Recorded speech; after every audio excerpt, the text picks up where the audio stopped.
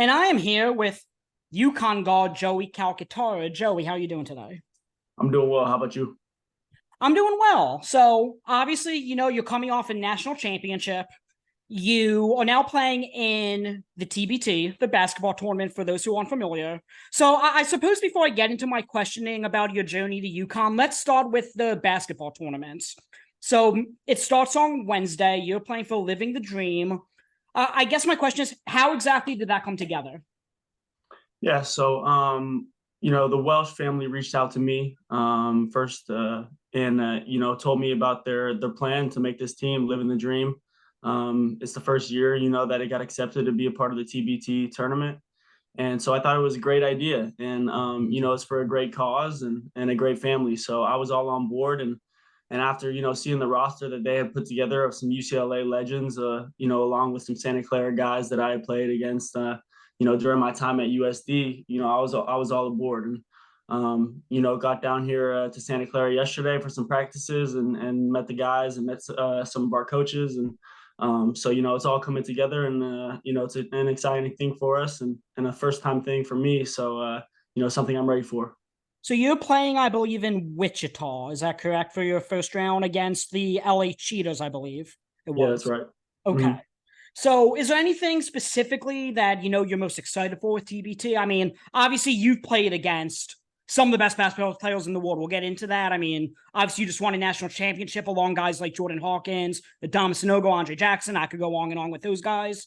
But in the West Coast Conference, obviously you played against Drew Time, who's an All-American, Chet Holmgren, who looks like he's going to be a long-time NBA player.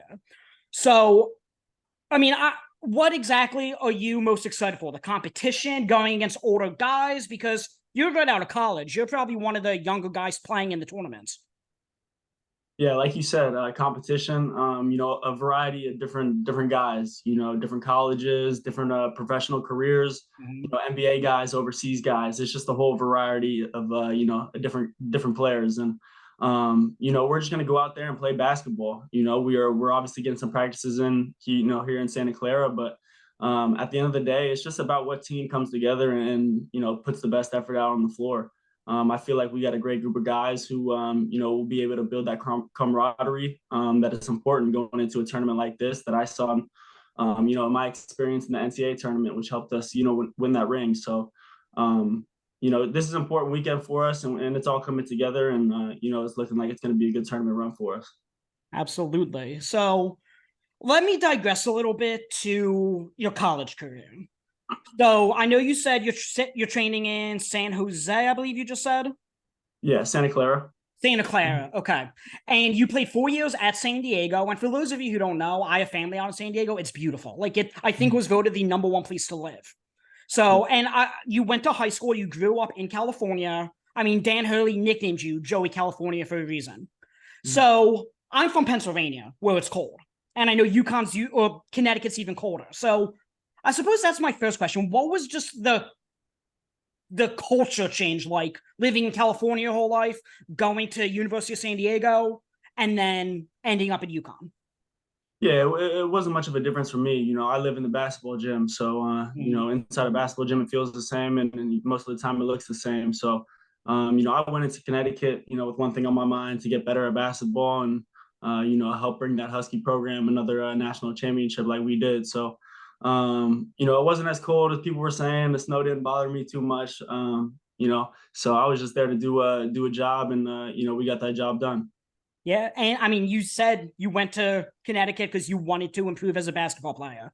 If you look at your stats, I mean, you've always been a pretty elite shooter, but I mean, your percentages went, I think, from 38% up to 44% this year. So what do you think that change is attributed to? Is it just because you weren't the focal point of the offense anymore since you were playing in the Big East? Or, I mean, what kind of changed for you to make that?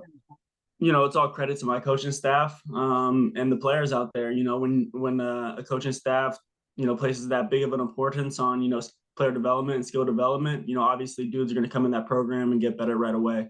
So credit to them. And then obviously credit to the players on, my team and who I played with, for them getting me the ball in the right places. And, having guys on the team like Hawk, Dre, and Adama who open up the floor because, someone has to be guarding them at all times, it just opens up the floor for everybody else. And, everyone's percentages went up. And so, especially mine. So just credit to all those guys for doing what they do.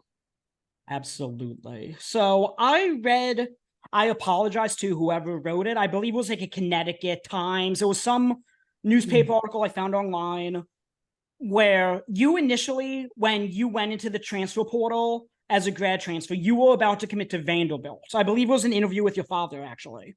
And your father talked about how you were going to commit to Vanderbilt. You love Nashville. And then UConn called and you said, you know what, let me go to one practice. And the rest is history, obviously. So I suppose my question is, what kind of swayed UConn? Because from what it sounded like, obviously it's your experience, so I don't want to speak for you, but it sounds like, Vanderbilt was pretty close to happening.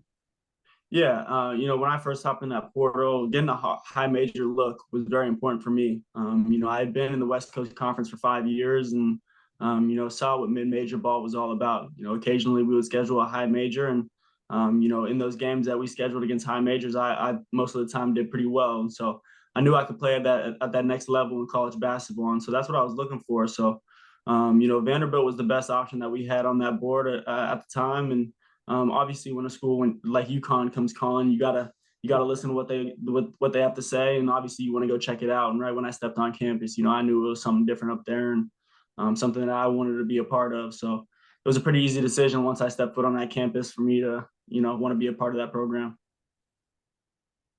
And you basically were eligible to become a part of that program because of the fact that I want to watch my wording here because I don't want to say, oh yeah, COVID happened and that opened up the opportunity for you because that sounds insensitive.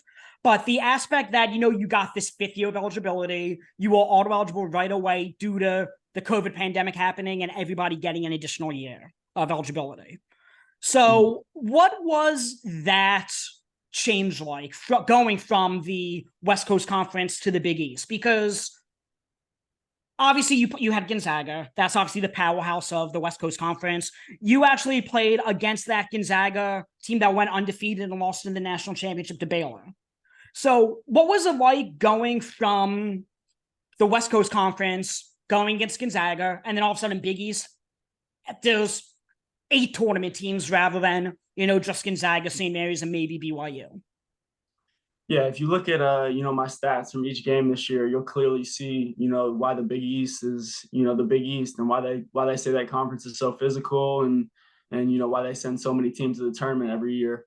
I took a big drop. I was shooting the ball really well, putting up great numbers at the beginning of the season throughout the non-conference schedule, shooting 58% from 3, but then Big East play and me along with a couple of other guys hit a little slump in January, and that's when we started losing. We lost 6 out of 8 games through the month of January, and that's just it was just Big East basketball. It was eye opening to me to see the physicality in that conference and how much those refs let the guys play, and but that it's a conference that's going to make you better come March. As we saw with our run, that month of January only got us better for February, March, and credit to that month for our season.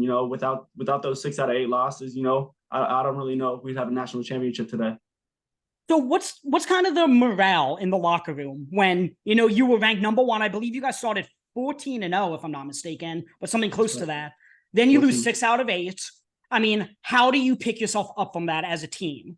The fact that, okay, look, now we're playing in the Big East, we're having conference games. We're not the number 1 ranked team anymore because all of a sudden we lost 6 of 8. I mean, how do you rally the troops together? And this might be a question for Coach Hurley as well. But how do you rally the troops around that losing streak to have everything come together, get a 4 seed in March Madness, and, everything started clicking at the right time? And quite frankly, you blew teams out in March Madness. It wasn't even really much of a competition.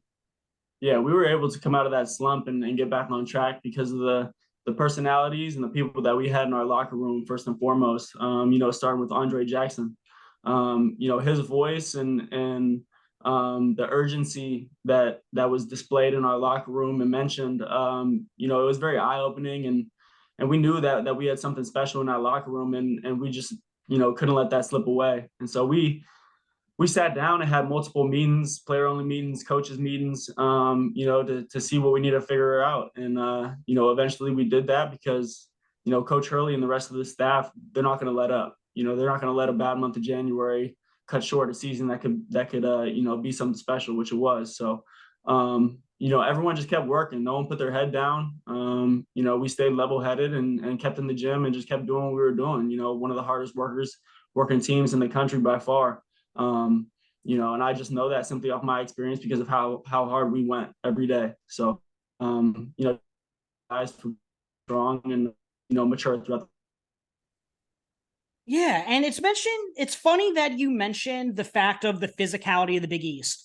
I was in the Portsmouth Invitational this past April, and I interviewed 8 participating players that were preparing for the draft.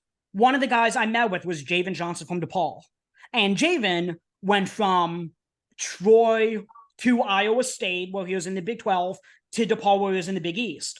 And he was like, well, Baylor won it all when I was in the Big 12, and UConn won it all when I was in the Big East this past year. Obviously, you were on that team. So that's just interesting. I don't really have a question, but it's just interesting how it came together that multiple guys I've spoken to said the Big East is like the physical, conference out of all of them. But I mean, I think the Big East could be the best conference in the country this year. I mean, that UConn team, again, they got Cam Spencer. I'm just trying to talk about that. But they'll be back up top. Yeah, they'll be back up top. Absolutely. Okay. So obviously on UConn, you were a big shooter. Is that kind of what your role is going to be at the TBT, or do you feel like, since you're one of the younger guys there, you could provide a little? I mean, because you provide an element of I don't want to say you're conditioned better because these guys are all playing in Europe or overseas somewhere, so you're all pros. But I mean, so what do you think you could provide other than shooting in this tournament? Yeah, I know I'm going to knock down shots. The shooting is what I do, but I think a aspect of my game that gets overlooked is just overall just making winning plays. That's passing the ball, that's just spacing the floor, that's moving on offense, that's playing defense, that's getting a hand in a passing lane. I like to look at myself as a player who does it all, and a lot of the things that I do tend to go unnoticed most of the time. So it's not all about putting up big numbers for me. I'm not a guy who's going to go out there and give you 30 a night. But I'm a guy who's going to try my best to do it all and just make all the winning plays for our team. So that's what I'm looking forward to doing here at the TBT. Absolutely. Well, I'm looking forward to watching you. Your first game, is it Wednesday or Thursday? Wednesday night at 10 p.m. Central, on ESPN, or do you know? Yeah, I think it's on one of the ESPN family networks. I'm not sure as of right now. I'll look it up and I'll post it with this video. Okay, my final question is, I always wonder this, and you're the first person I've spoken with that has, a national championship to their name. That little piece of net that you cut off when, you're cutting down the nets. What do you do with it? You have it as like a memento? Yeah, it's on. I got my Final Four piece on my Final Four hat, and then obviously I got my national championship net piece on my Natty hat. So, they'll stay on the hats. They're not going anywhere. I'm just gonna keep them how they are, and they're on my shelf at home. So, those are staying there. I might put them in a little box or something, see-through box, so they stay protected. But those are staying on the hats. Okay, well, Joey, I appreciate you taking the time. Good luck in the basketball tournament. Good luck with the rest of your, journey through basketball, because, this national championship is it's obviously not the end, but it's not even the beginning. It's just a piece of your story.